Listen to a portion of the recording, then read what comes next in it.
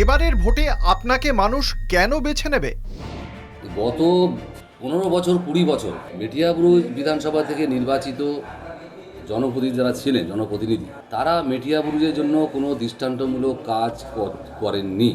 একই প্রতিনিধি বারবার নির্বাচিত করেছেন মেটিয়াবুরুজের মানুষ, যে আশা ভরসা নিয়ে, সেই আশা ভরসায় তারা সেই জনপ্রতিনিধি জল ঢেলে দিয়েছে। আমি সেই জায়গাটা, সেই মানুষের সেই যে চাহিদা, সেই চাহিদাকে আমি পূরণ করতে চাই। সেই হিসেবেই মানুষ ভোট দেবেন। মানুষ এবারে মেটিয়াবুরুজের মানুষ পরিবর্তনের জন্য অপেক্ষা করছে। আমাকে এই জন্যই বেছে নেবে, তারা আমাদের মুখ্যমন্ত্রী মমতা ব্যানার্জির যে 94টা প্রকল্প আছে, বিশেষ করে স্বাস্থ্যসাথী, সম্প্রীতি যেটা হয়েছে, লক্ষ্মী ভাণ্ডার, যুবসাথী, ঐক্যশ্রী, কন্যাশ্রী, এই যে প্রকল্পের মাধ্যমে মানুষ উপকৃত। এবং আমাদের এমপি অভিষেক ব্যানার্জির দ্বারা আমাদের মেটিয়াবুরুজ বিধানসভায় এবং ডায়মন্ড হারবার লোকসভা কেন্দ্রের অন্তর্গত বহু রাস্তাঘাট, বহু কিছু হয়েছে।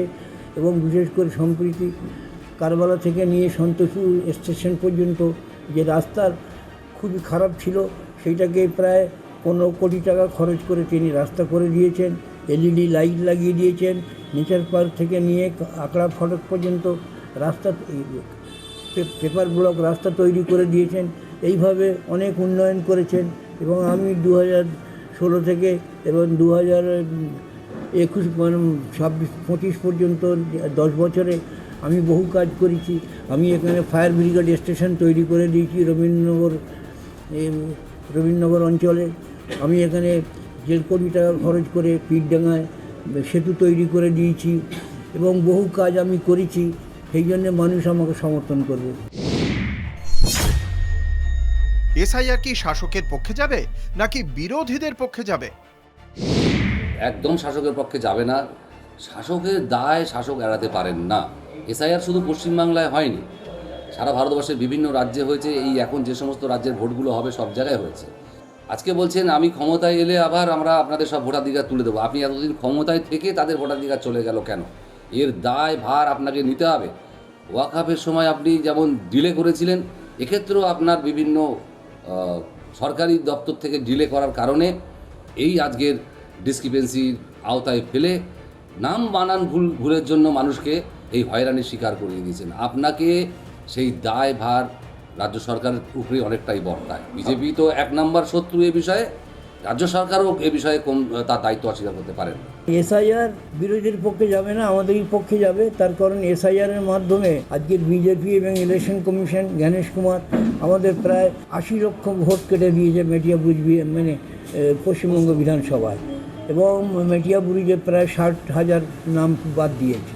তো সেই জায়গায় দাঁড়িয়ে মানুষের ক্ষোভ আছে, যে ভোটটা আছে তারা আমাদের বিজেপিকে রোখার জন্যে আমাদের তৃণমূল কংগ্রেস প্রার্থীকে সমর্থন করবে, অর্থাৎ আমাকে সমর্থন করবে, এতে কোনো দ্বিমত নেই। আপনার বিপক্ষ দলের দুর্বলতা কোথায়? তাদের যে বর্তমান বিধায়ক, তিনি কোনো কাজ করেননি এলাকার জন্য, দৃষ্টান্তমূলক কোনো কাজ করেননি। তিনি প্রশাসনিক সভায় মুখ্যমন্ত্রী তাকে বললেন যে খালেদ সাহেব আপনার কি চাই? উনি বললেন আমার একটা বাস রুট চাই। মেটিয়াবুরুজে বাস রুট আছে, বাস চলে।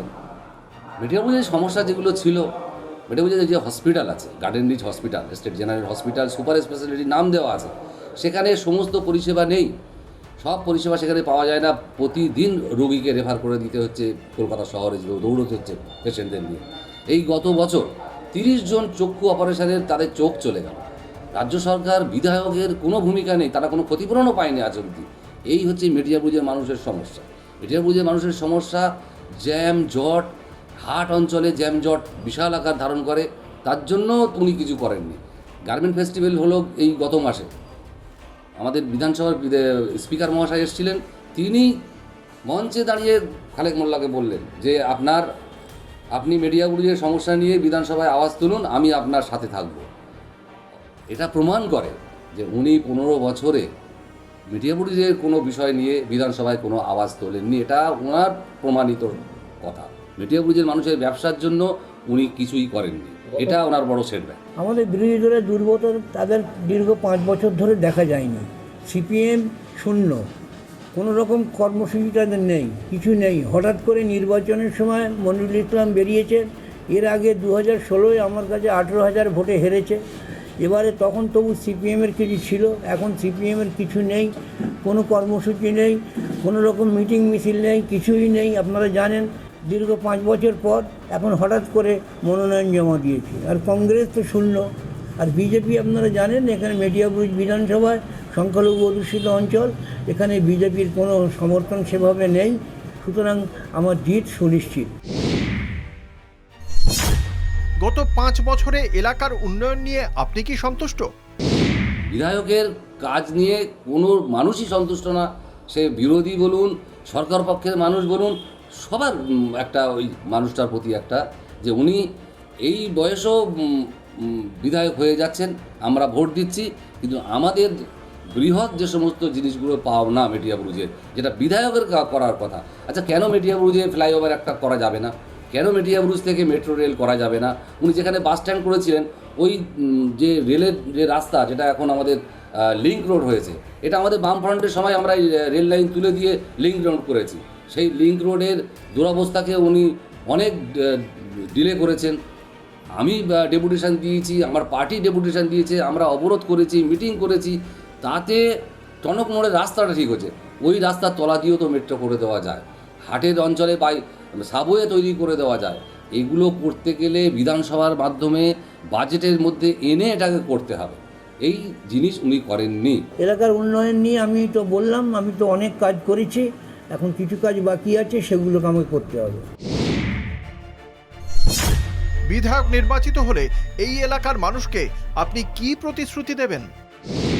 এই নির্বাচন পর্যন্ত যত মানুষের হবে তাদের জন্য যা করা সেটা করব। তার পরবর্তীকালেও যারা যদি কেউ বাদ চলে যায়, তাদের নাগরিক ভোটাধিকার ফিরিয়ে আনার জন্য আমার পার্টি, আমাদের আইনজীবী সংগঠন, আমি নিজে উদ্যোগ নেব। 1, 2, এই অঞ্চলের যে জ্যামজটের বিষয় আছে, হাট অঞ্চলের যে দুরবস্থা আছে, সেইগুলোকে আমি ঠিক করার চেষ্টা করব।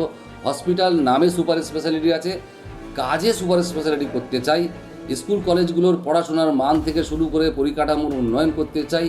এই অঞ্চলের ইটভাটা আছে, এই অঞ্চলের রেল স্টেশনের লাগোয়া বিশাল একটা অঞ্চল আছে, সেই অঞ্চলের মানুষের রুটি রুজি, বেকারদের চাকরি, স্বাস্থ্য, যুবসাথীতে সরকার মাধ্যমিক পাস ছেলে মেয়েদের ভাতা দিচ্ছে। যে যুব ভাইটা মাধ্যমিক পাস করলো না, সে কি অপরাধ করেছে? সে তো বেকার, তাকেও তো ভাতা দিতে হবে। এর জন্য আমি আওয়াজ দেবো, এই বেকার ছেলে মেয়েদেরও সরকারি যে সমস্ত পরিষেবা যে আছে সরকারের, সেগুলো যাতে মানুষ সঠিকভাবে, বৃদ্ধ ভাতা থেকে শুরু করে, বিধবা ভাতা থেকে শুরু করে, এই সমস্ত যাতে মানুষ সঠিকভাবে পান, সেক্ষেত্রে আমার নিশ্চয় একটা ভূমিকা থাকবে। আমি সেই বিষয়ে কাজ করে যেতে চাই।